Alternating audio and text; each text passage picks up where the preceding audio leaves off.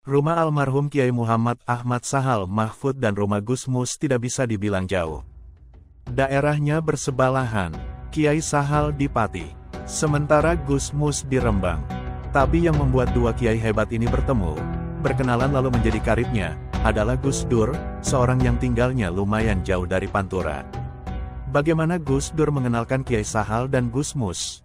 Lewat sebuah proyek terjemahan ensiklopedia Ijma karya Sa'di Abu Habib. Ya, Gus Dur mempertemukan kedua lewat proyek ilmu, bukan proyek membuat jembatan. Nah, Gus Dur sendiri mengenalkan Kiai Sahal ke khalayak luas dengan mengulas lewat tulisan perspektif fikih, bagaimana Gus Dur mengenalkan Gus Mus. Di antara salah satu kelebihan Gus Dur adalah bisa melihat talenta tersembunyi kawan-kawan. Gus Mus alias Kiai Haji Mustafa Bisri merasakannya. Gus Dur tahu jika sahabat karibnya tersebut punya bakat di bidang sastra. Maka ketika menjadi Ketua Dewan Kesenian Jakarta di era 1980-an, dan saat itu konflik Palestina-Israel membara, Gus Dur menyelenggarakan acara Malam Solidaritas untuk Palestina, 1982. Saya diminta Gus Dur untuk membaca puisi di Taman Ismail Marzuki, Tim, Jakarta. Padahal saya hanya orang desa dan santri sarungan yang tak mengerti sastra dan puisi kok diminta tampil di ibu kota. Kata Gus Mus dikutip dari buku Gus Dur dalam obrolan Gus Mus karya Kiai Haji Hussein Muhammad, 2015. Rakyat Palestina sedang berjuang mati-matian untuk merebut kembali tanah air mereka yang dicaplok Israel.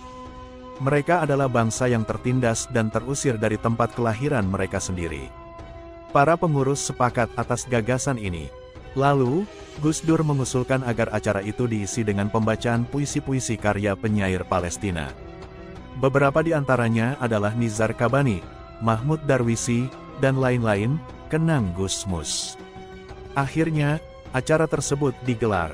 Isinya antara lain parade pembacaan puisi karya penyair masyhur Palestina.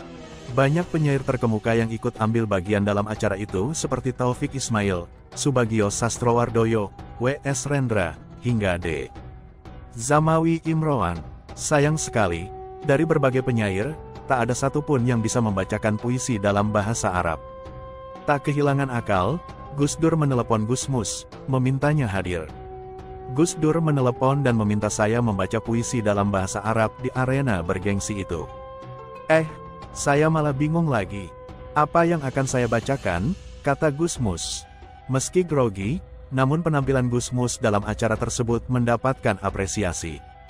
Dengan cepat, Gus Mus juga banyak belajar dari para penyair lain. Semenjak itulah Kiai asal Rembang semakin moncer berkarya. Puisi-puisinya, yang menyentil dan mengkritik sana-sini, kondang dengan istilah puisi balsem. Seperti balsem, terasa panas, tapi menyembuhkan. Dalam puisi balsem ini, Gus Mus tak hanya mengkritik kepongahan kekuasaan, melainkan juga mencerca egoisme manusia, termasuk pula dengan jenaka mengajak pendengar puisinya menertawakan diri sendiri.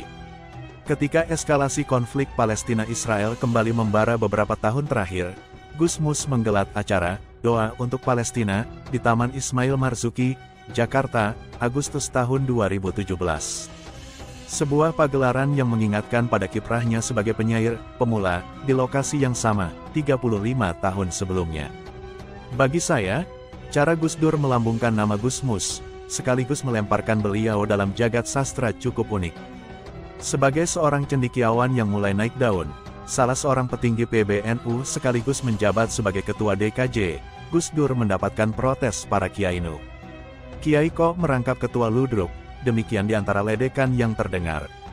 Toh, sebagaimana biasa, Gus Dur tak peduli. Dia memilih menggerakkan para sastrawan menyuarakan kebenaran dan memberi ruang berekspresi.